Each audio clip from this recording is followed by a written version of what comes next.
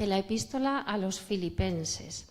Hoy comenzamos, bueno, veis que cada mensaje tiene su título y es cierto que luego, pues cada hermano que prediquemos aportaremos nuestra manera de entender ese tema del que vamos a hablar. Hoy vamos a hablar un poquito del gozo en medio de las dificultades, pero si soy honesta, voy a centrarme más en que pongamos el foco en quién es Jesús en la epístola a los Filipenses. ¿Cómo nos muestra Pablo a Jesús en esta epístola? Y cuando digo esto es porque antes de entrar en el tema, en ese tema de gozo en medio de las dificultades, que estoy segura que hemos oído hablar de ello, domingo sí y domingo también, ¿verdad? Estamos experimentados, cada uno a nuestra manera, en ciertas dificultades, pero además de tener cada uno nuestras dificultades, hemos escuchado que el gozo del Señor es nuestra fortaleza. Y el gozo no es una alegría forzada. ¿Quién sabe poner una sonrisa hipócrita? Yo a veces cuando me van a hacer fotografías me dicen, Noemí o Lidia, sonríe, yo hago así. Me dicen, así no, mamá, sales fatal, sonríe de verdad, porque se me nota que haces... ¿No? No hablamos de eso, hablamos de que Dios desde en lo más profundo produce una serenidad, una confianza, una tranquilidad, pues en definitiva ese gozo, esa alegría que solo puede proceder de una fuente que no eres tú mismo, de una fuente que no tiene que ver con las circunstancias y con las emociones. Y lo hemos escuchado muchas veces y si nos da tiempo hablaremos un poquito de ello al final. Pero yo quisiera que hoy a través de la epístola a los Filipenses nos enfoquemos en Jesús, la persona de Jesús, a quien conocemos, pero tenemos que seguir conociendo. No creo que ninguno de nosotros creamos que conocemos tanto a Jesús que ya no tenemos nada que aprender de él, ¿verdad? En cada conversación que tengo con alguno de vosotros, aprendo algo nuevo sobre vosotros. Compartimos una nueva experiencia, nos conocemos un poquito más. Si eso es contigo y conmigo, si eso pasa contigo y conmigo, que somos personas limitadas, finitas, que al final, pues hombre, igual no hay tantos misterios en nuestra vida. Imaginaos si no tendremos aspectos nuevos de la persona de Jesús que descubrir o que redescubrir, volver a pensarlos, volver a poner el foco en ellos. Bueno, la Iglesia, vamos a hablar, como decía, estos mensajes son sobre la epístola a los Filipenses y vamos a ver dónde estaba esta iglesia de Filipos, ubicada en el mapa. Bueno, yo lo veo bastante pequeñito aquí, pero yo espero que se vea, no sé si lo veis los demás. Igual no todos tenemos no sé cuántos son buenos en geografía, ¿no? Y seguro que sabéis dónde está vuestro país y dónde está España, eso sí. No sé si somos más o menos buenos en geografía, pero aquí, ¿veis esta botita de aquí? Cuando yo iba al cole, a la EGB, la botita no lo olvidaré nunca porque es Italia, ¿no? Era como Italia, te lo aprendías como la botita y España como la piel de toro. Bueno, pues arriba veis allí que está Macedonia escrito en grande.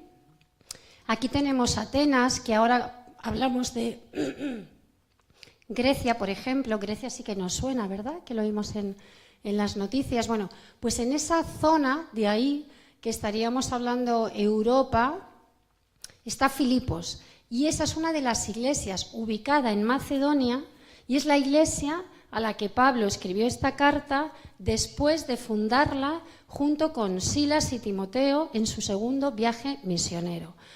O sea, en uno de los viajes misioneros, que es el segundo, Pablo, Silas y Timoteo fundan la iglesia en Filipos. Y unos años después está escribiendo esta carta a los filipenses, les está escribiendo desde Roma, en torno al año 60-64. Se calcula que la iglesia pudo ser fundada en torno al año 45 aproximadamente. Ya sabéis que estas fechas de la historia pues tienen siempre sus pequeños márgenes de error.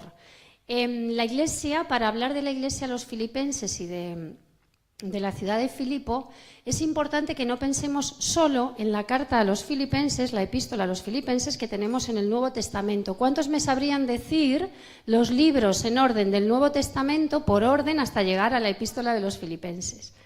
¿Cuántos sabrían decirlo en alto? Si decimos Mateo, Marcos, Lucas, ¿qué más? Juan, ¿qué más? Hechos, ¿qué más? ¿Qué más? ¿Qué más? Gálatas, Efesios, Filipenses. Pues para hablar de esta, o sea, cuando llegamos a la carta de Filipenses, para entender un poquito más cómo surge la Iglesia, cómo fueron esos primeros momentos de la Iglesia, tenemos que mirar al libro de Hechos, capítulo 16. Y ahí se nos narra cómo comienza esta Iglesia. Los comienzos de la obra se limitaban a unas pocas mujeres que se reunían cerca del río. Lidia, una vendedora de púrpura, fue la primera convertida. A ella pronto se le unió el carcelero de Filipos y su familia. Esta es la primera, Lidia se considera que es la primera mujer convertida en Europa. Y de esta manera comienza, con su conversión y la de su familia, la iglesia en Filipos. Una iglesia de la que leemos en Hechos 16 que sufría cierta persecución y vemos cómo Pablo y sus compañeros de viaje fueron hechos presos y encarcelados porque en la ciudad había una cultura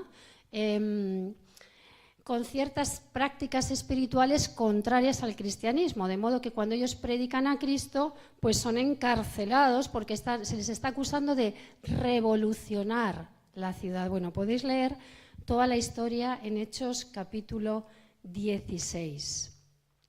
Es muy interesante ver que la Iglesia nace en medio de esa persecución, que es una persecución ideológica, es un entorno pagano.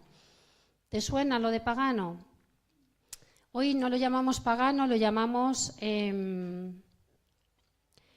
multicultural, que está bien, porque todas las culturas tenemos, no sé, tenemos que respetar todas las culturas, pero lo cierto es que en medio de todas esas prácticas hay prácticas paganas. La sociedad romana en ese tiempo no veía nada bien el avance del cristianismo y mucho menos un avance que comenzaba, un avance que ya estaba llegando a ciudades como la de Filipos y que ya estaba llegando también a Europa. Pablo menciona explícitamente en Filipenses 1 que los creyentes están padeciendo por Cristo y sufren oposición externa. Y esto es algo que hoy sigue pasando en muchos países, en muchos lugares. En España no somos perseguidos abiertamente por la fe en cuanto a una persecución, digamos, que corra peligro nuestra vida, pero sí hay una persecución ideológica. No sé si habéis escuchado en los medios de comunicación todo lo que se habla, o gran parte, para no decir todo, hay mucho de lo que se habla de las iglesias evangélicas que se hace sin precisión. Además, en ocasiones desde la prensa sensacionalista.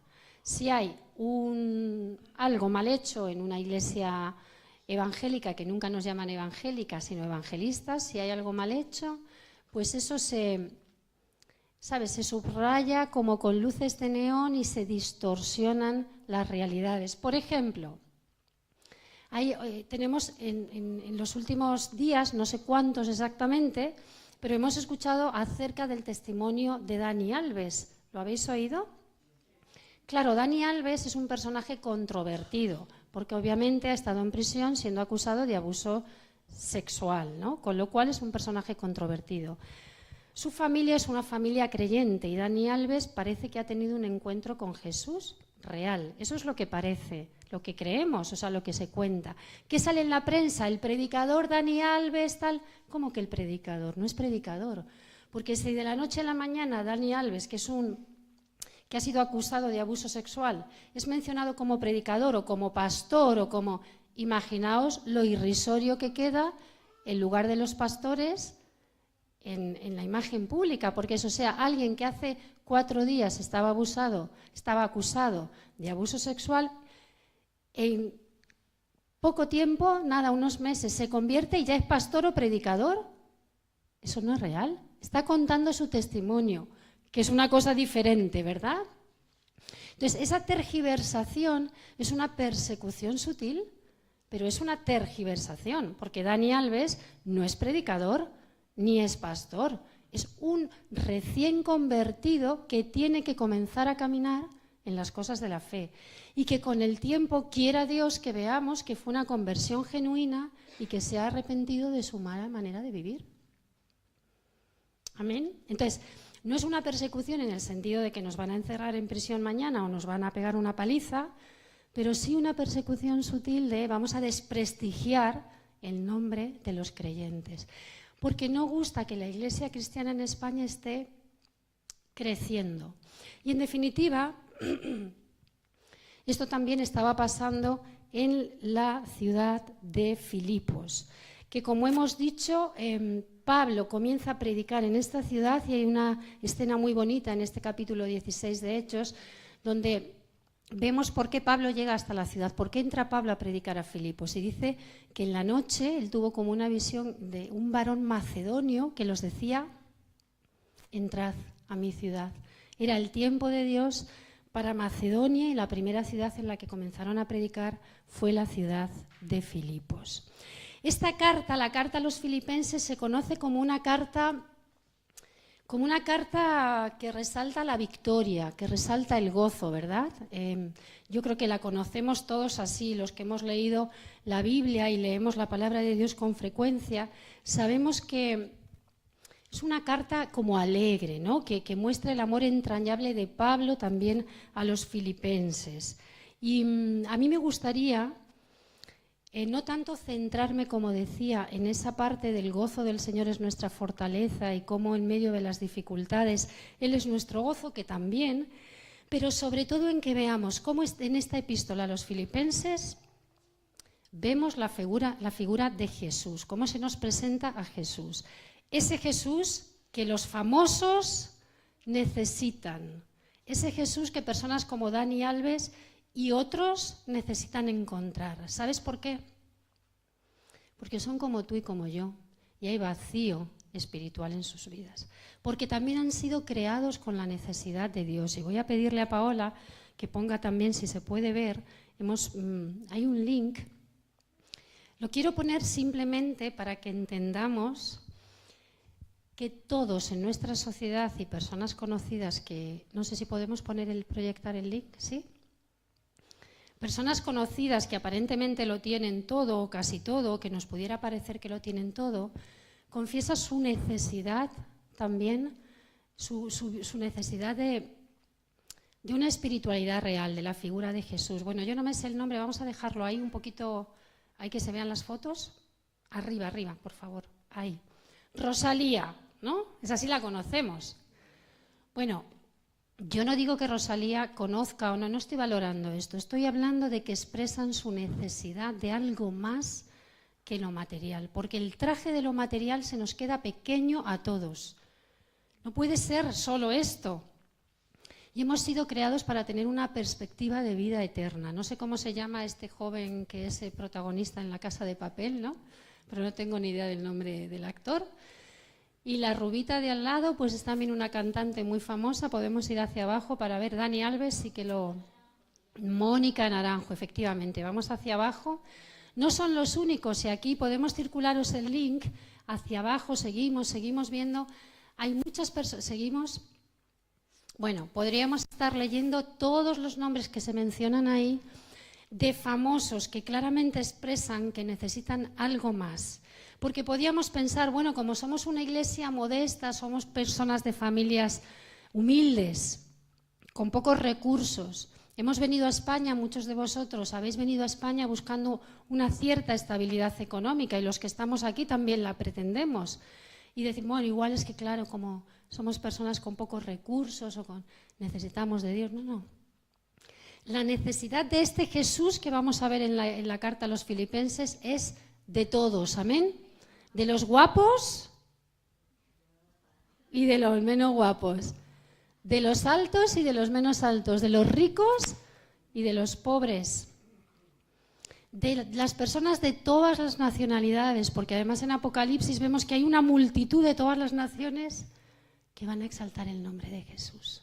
Amén. Bueno, vamos a ver qué nos dice Pablo en esta epístola sobre Jesús. Vamos al capítulo 1, versículo 11. Dice así, 1:11. Pablo les está expresando a los filipenses que él anhela que estén llenos de frutos de justicia, que son por medio de Jesucristo, para gloria y alabanza de su nombre. Nos está diciendo que la fuente del fruto espiritual es Jesús. Pablo expresa, quiero que estéis llenos de ¿qué? De frutos de justicia. Pero ¿de dónde surgen, de dónde nacen esos frutos de justicia? Son por medio de Jesucristo. Así que, Iglesia, una enseñanza. Jesús es la fuente de los frutos de tu vida espiritual. Si nuestra relación con Jesús está fría, es decir, está más o menos hace un mes que le escribiste un WhatsApp al Señor, hace un mes, y hace 2 semanas que, no sé, que le mandaste una notita escrita en papel, se la dejaste en el espejo del baño, le dijiste a ver si nos vemos, pues igual tu relación está un poco fría, ¿no? Sabemos lo que es eso de tener relaciones frías con Jesús o con las personas. Hay personas cercanas a ti que a lo mejor hace 3 meses que no hablas con ellos, un familiar, un amigo, ¿verdad? O pasa un año y cómo las cosas se van enfriando. Si queremos tener fruto espiritual en nuestra vida, tenemos que estar cerca de Jesús, porque Él es, por medio de Él, son los frutos de justicia. Y algo más que nos dice esto. Jesús para la vida del creyente es la esencia de los frutos de justicia, pero también nos está diciendo que los frutos de justicia, es decir, el fruto espiritual, es importante en tu vida. Piensa en esto, en tu día a día. ¿Cómo nos damos cuenta si estamos caminando o no cerca de Jesús? ¿Qué estilo de vida estás llevando? Aquí dice que tenemos que dar los frutos, que tenemos que mostrar el amor, la paz, que tenemos que mostrar la amabilidad, la templanza. Y para que todas esas cosas estén en nuestra vida, tenemos que estar cerca de Jesús. De lo contrario, se va diluyendo el fruto de justicia. Así que Jesús es la fuente de los frutos espirituales.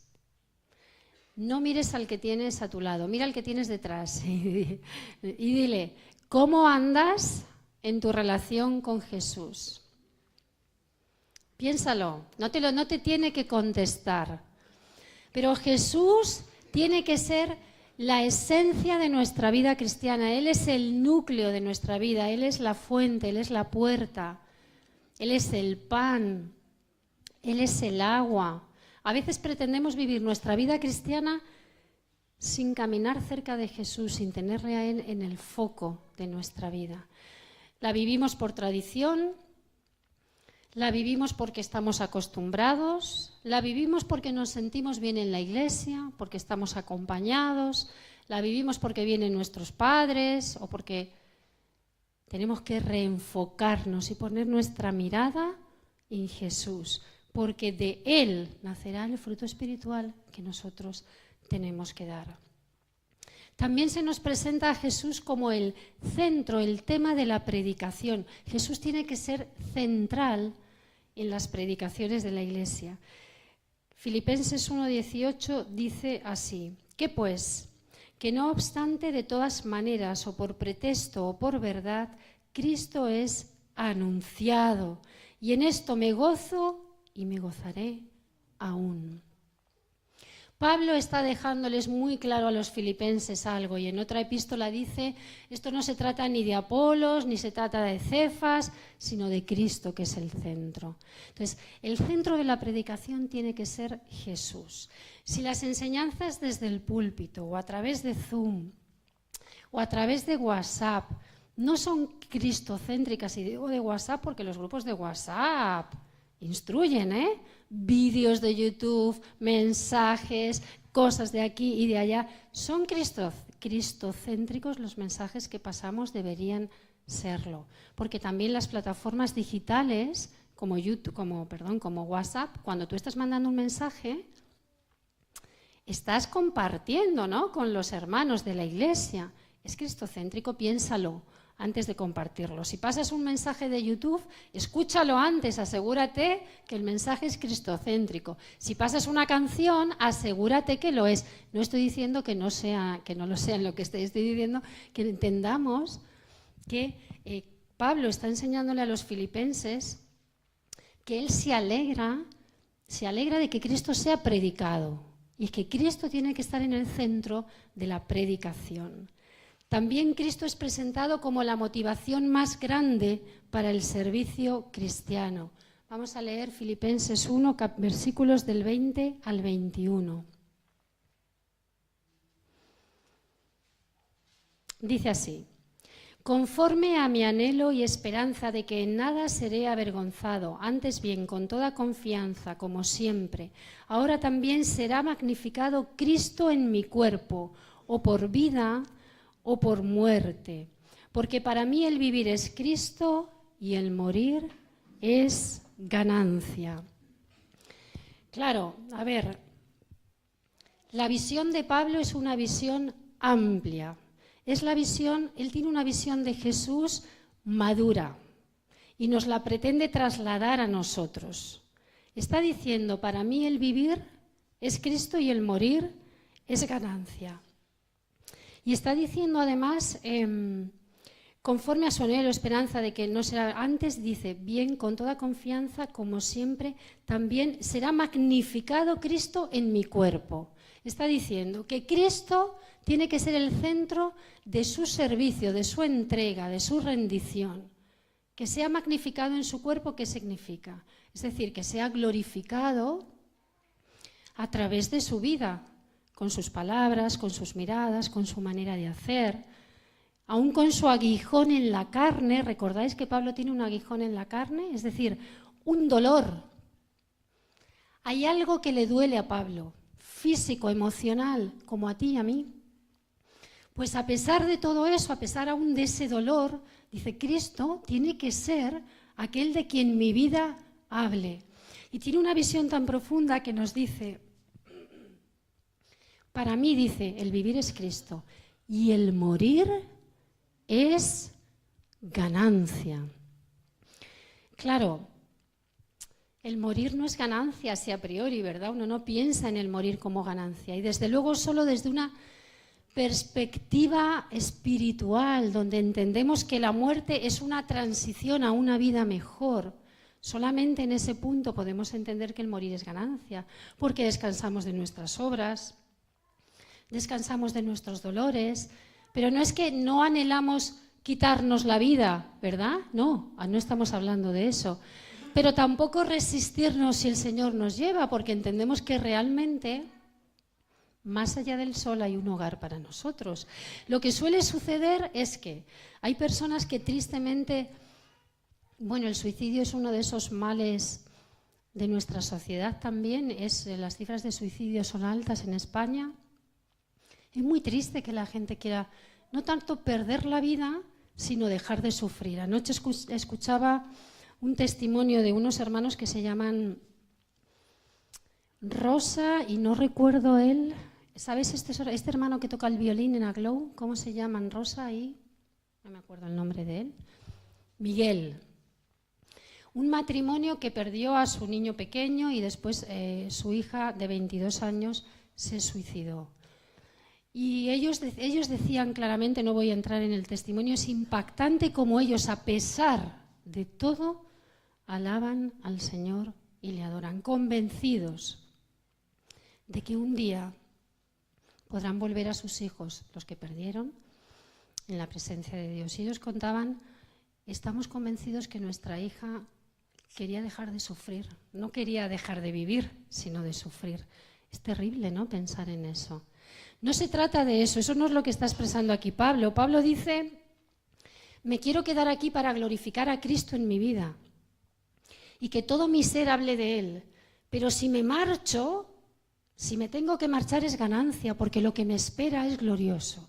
Esa es la esperanza del cristiano, la seguridad de que la vida no termina aquí. Escúchame, y hago un parón de 15 segundos. Piénsalo, piénsalo. La vida no termina aquí. El papá de Rosa está con el Señor. Cuando creemos, hay eternidad para nosotros.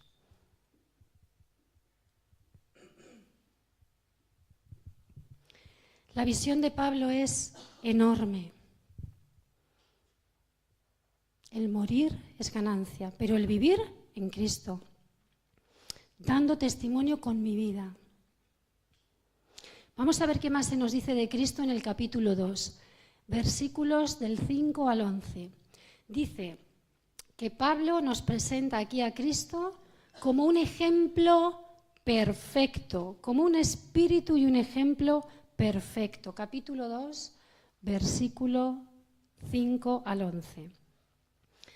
Haya pues en vosotros este sentir que hubo también en Cristo Jesús. ¿De quién hablamos? Iglesia, ¿de quién hablamos? Muy alto, quiero escucharos. ¿De quién hablamos? De Cristo Jesús. El cual, siendo en forma de Dios, no estimó el ser igual a Dios como cosa a que aferrarse, sino que se despojó a sí mismo, tomando forma de siervo, hecho semejante a los hombres, y estando en la condición de hombre, se humilló a sí mismo, haciéndose obediente hasta la muerte y muerte de cruz. Por lo cual Dios también lo exaltó hasta lo sumo y le dio un nombre que es sobre todo nombre, para que en el nombre de Jesús se doble toda rodilla de los que están en los cielos y en la tierra y debajo de la tierra. Y toda lengua confiese que Jesucristo es el Señor, para gloria de Dios Padre. Cristo de nuevo en el centro del mensaje de Pablo a la iglesia de Filipos. Y les está diciendo, bueno, mi vocecilla no quiere hoy funcionar. Les está diciendo, Cristo no estimó el ser igual a Dios como cosa a que aferrarse, sino que se despojó, se humilló y entregó su vida por nosotros. Ese Cristo, esa imagen de Jesús, esa característica de Jesús, esa humildad de Jesús, tiene que reflejarse en la vida de los creyentes. ¿Qué contraste con la titulitis que a veces vivimos en las iglesias? La titulitis, ¿verdad? Cuando vas a una... que yo lo entiendo, ¿vale? Porque hay algunas cuestiones de protocolo que tienen sentido, pero tú vas a unas conferencias o algo y te ponen enseguida, ¿sabéis? Estas... no sé cómo llamarlo, lanyard, lo conozco como lanyard, pero bueno, estas etiquetas identificadoras donde te pone tu nombre, tal, entonces pone pastor, apóstol, no sé qué, papá, y parece ahí... Qué diferente Jesús. Se humilló. El viernes el Consejo Evangélico de Madrid organizó un evento con relación a la Reforma Protestante, que se celebra siempre, se conmemora, se recuerda, el 31 de octubre de cada año. ¿Cuántos saben en qué siglo fue la Reforma Protestante? Siglo XVI, un 31 de octubre de 1517, Martín Lutero clavó las 95 tesis en la puerta del Palacio de Wittenberg, y desde entonces se recuerda ese momento como un momento clave para la Iglesia protestante. Bueno, pues este viernes se celebró un evento especial y se entregó unas medallas de reconocimiento a ministerios que llevan en España más de 50 años sirviendo al Señor. Uno de ellos fue el pastor Joaquín Yebra. Un hombre humilde donde los haya.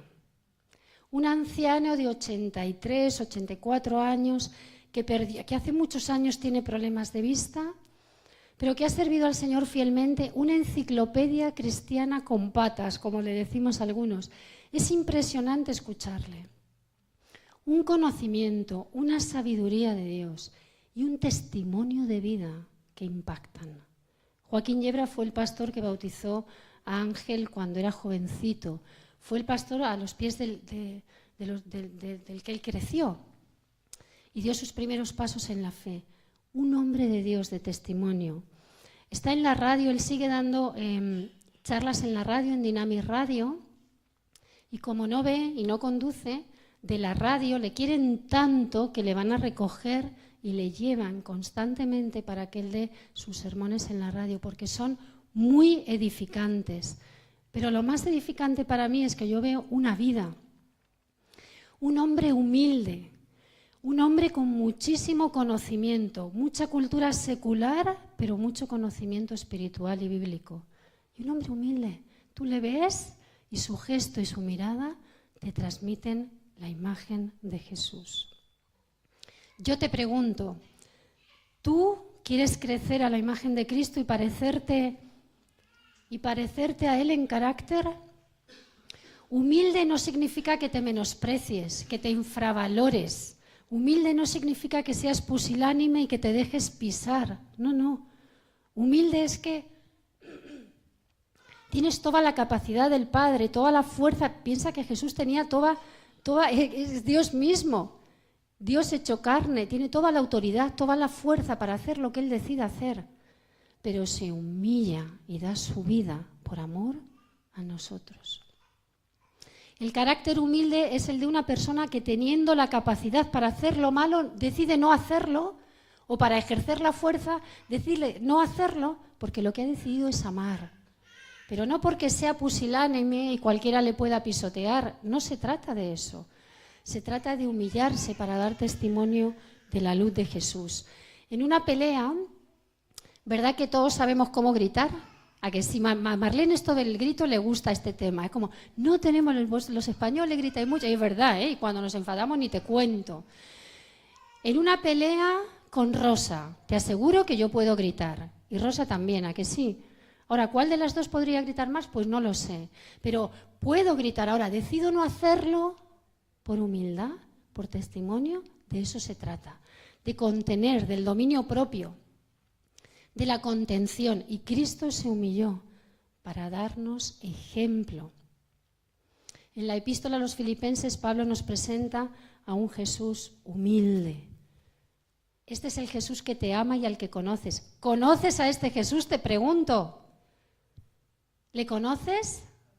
¿Crees que tienes que seguir conociéndole cada día más y descubriéndole? Capítulo 3. El conocimiento, aquí se nos habla en los versículos del 7 al 14. Voy a leerlo, Paola, lo voy a ir leyendo en la pantalla, porque la letra de mi Biblia es muy pequeña.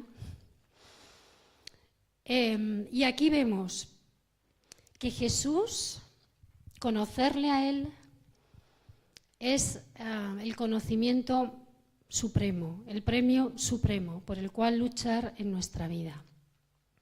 Dice Pablo, y les está diciendo a los filipenses, pero cuantas cosas eran para mí ganancia, las he estimado como pérdida por amor de Cristo. Y ciertamente aún estimo todas las cosas como pérdida por la excelencia del conocimiento de Cristo Jesús, mi Señor, por amor del cual lo he perdido, ¿qué?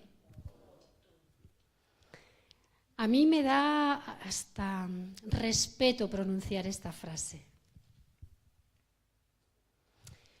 Dice, por amor del cual lo he perdido todo y lo tengo por basura por ganar a Cristo. Y ser hallado en Él, no teniendo mi propia justicia que es por la ley, sino la que es por la fe de Cristo, la justicia que es de Dios por la fe.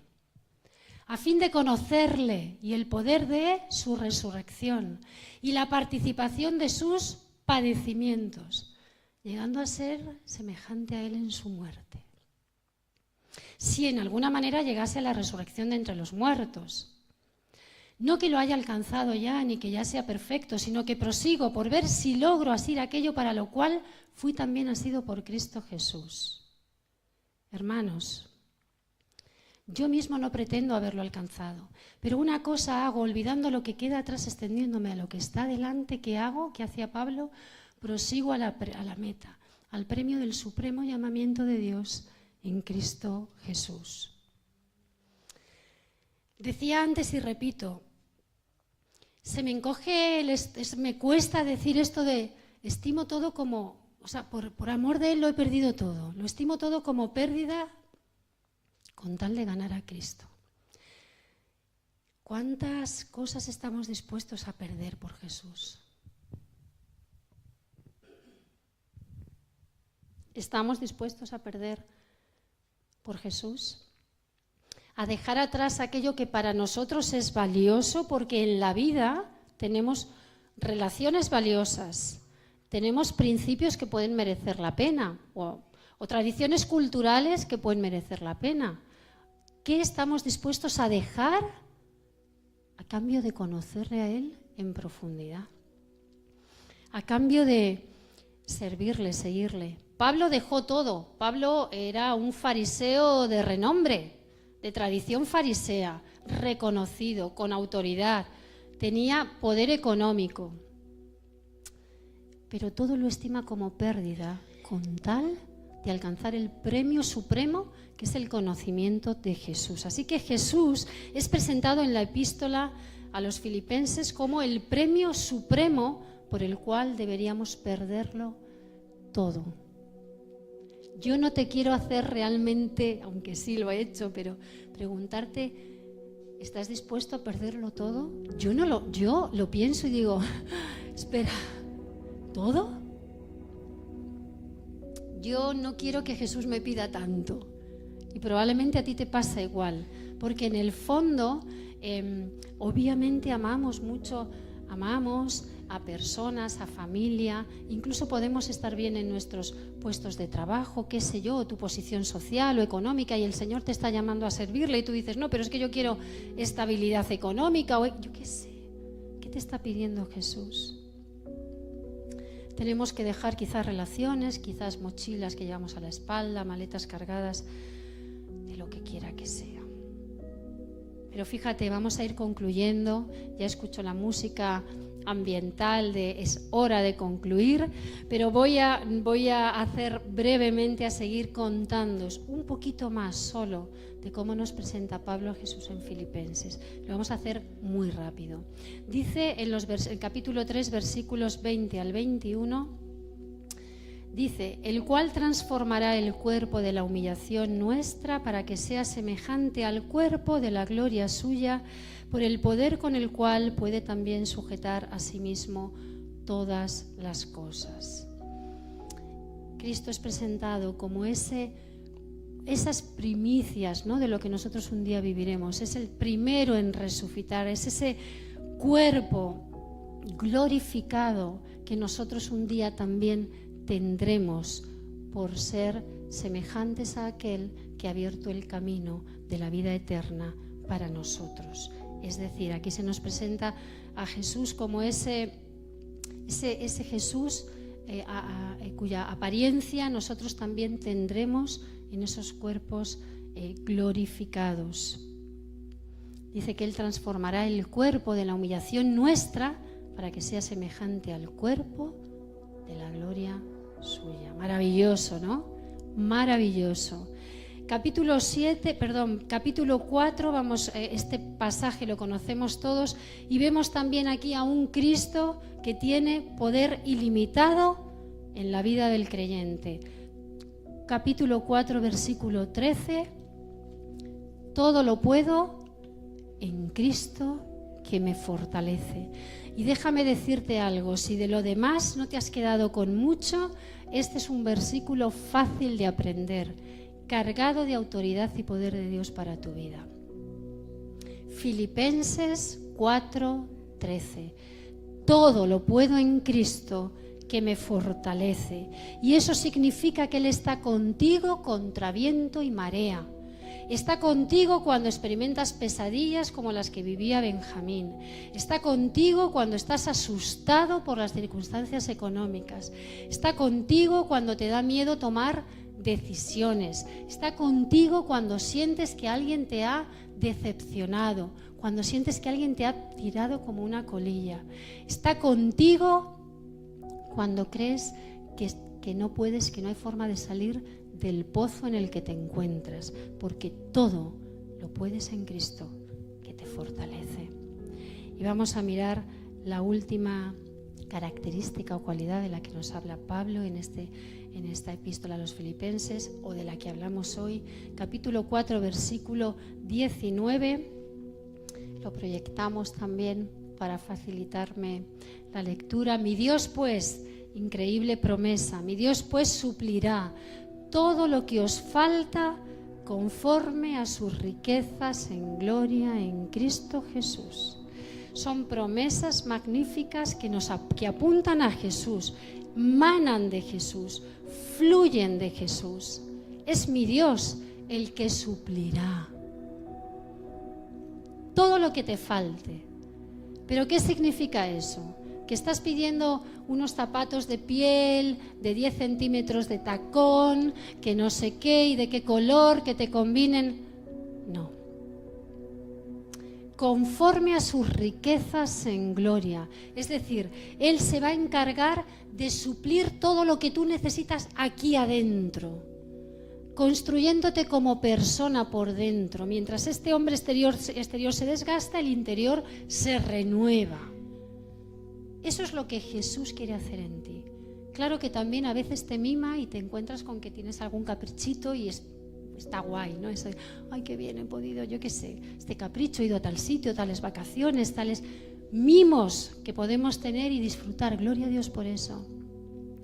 Pero este Jesús que se nos presenta aquí en la epístola a los Filipenses es uno que lo que quiere es suplir tus necesidades por dentro. Quiere hacer que tu alma, tu espíritu, cada conexión de tu cerebro esté impregnada por el poder de su espíritu. Y eso es lo que quiere decir esta expresión de las riquezas en gloria en Cristo Jesús. Es un proyecto de vida, un sentir que Dios te ha llenado, es poder experimentar ese gozo que solo puede venir de lo alto. Y escúchame, el gozo se puede experimentar con lágrimas en los ojos. Y el que tenga oídos para oír, oiga.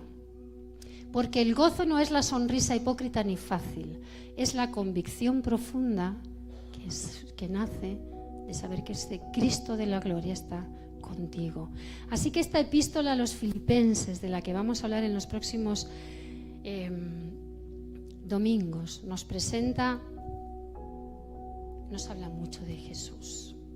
Nos quiere acercar a Jesús, a ese Jesús que es la fuente del fruto espiritual. Vamos a ponernos de pie y a recordar las últimas